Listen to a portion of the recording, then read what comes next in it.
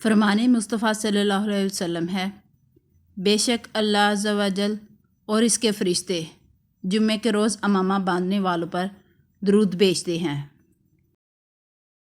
جس نے شب جمعہ سورہ یاسین کی تلاوت کی اس کی مغفرت کر دی جائے گی۔ جو جمعے میں سستی سے آئے اور دیر میں پہنچے، اگرچہ اس کا جمعہ تو ہو جائے گا مگر وہ ثواب نہ ملے گا جو جلدی پہنچنے والے کو ملتا ہے۔ دوسروں کے لیے اچھا سوچو گے تو اللہ تعالیٰ تمہارے لیے راستے بنا دے گا اور مشکلیں آسان کر دے گا۔ جو ہر جمعے والدین یا ایک کی زیارت قبر کر کے وہاں یاسین پڑھے، یاسین میں جتنے حروف ہیں ان سب کی گنتی کے برابر اللہ تعالیٰ ان کے لیے مغفرت فرمائے۔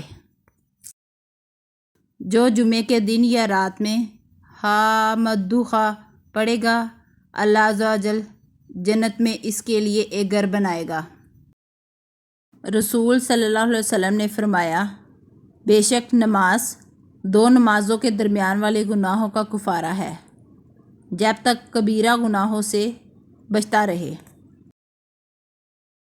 نماز کی فکر اپنے اوپر فرض کر لو، خدا کی قسم دنیا کی فکر سے آزاد ہو جاؤ گے اور کامیابی تمہارے قدم چومے گی۔ گھر میں خوشبو، عطر وغیرہ رکھنا اور کبھی ملتے رہنا، خصوصاً جمعہ مبارک کو ملنا سنت ہے۔ حضور صلی اللہ علیہ وسلم کو خوشبو بہت پسند تھی۔ یا اللہ ہمیں بھی ان لوگوں میں شامل فرما جن پر تو دنیا اور آخرت میں رحم اور انعام کرنے والا ہے۔ دعا کی قبولیت آواز کی بلندی نہیں بلکہ دل کی تڑپ کا تقاضا کرتی ہے، کیونکہ دعا صرف الفاظ کا مجموعہ نہیں بلکہ روح کی طلب و کیفیت کا نام ہے۔ اے اللہ جمعے کے صدقے ہمارے والدین کی درازی عمر بالخیر عطا فرما، جن کے والدین بیمار ہیں ان کو صحت کاملہ عطا فرما، جن کے والدین انتقال کر گئے ہیں ان کی مغفرت فرما، آمین۔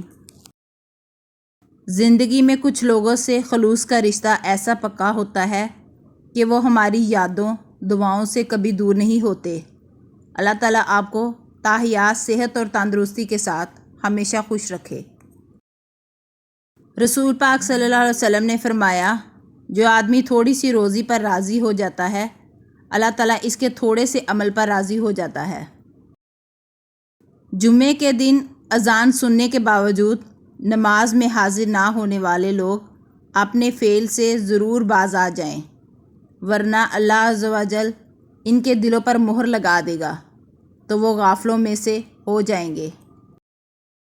حضور صلی اللہ علیہ وسلم نے فرمایا، میرے پاس جبرائیل آئے، ان کے ہاتھ میں سفید آئینہ تھا، انہوں نے کہا یہ جمعہ ہے، اللہ پاک اسے آپ پر فرض کرتا ہے تاکہ یہ آپ کے اور آپ کے بعد آنے والے لوگوں کے لیے عید ہو۔ جمعے کے دن ہر جانور منتظر ہوتا ہے کہ شاید آج قیامت ہو۔ جب بخیریت سورج نکل آتا ہے تب سمجھتا ہے کہ آج قیامت نہیں۔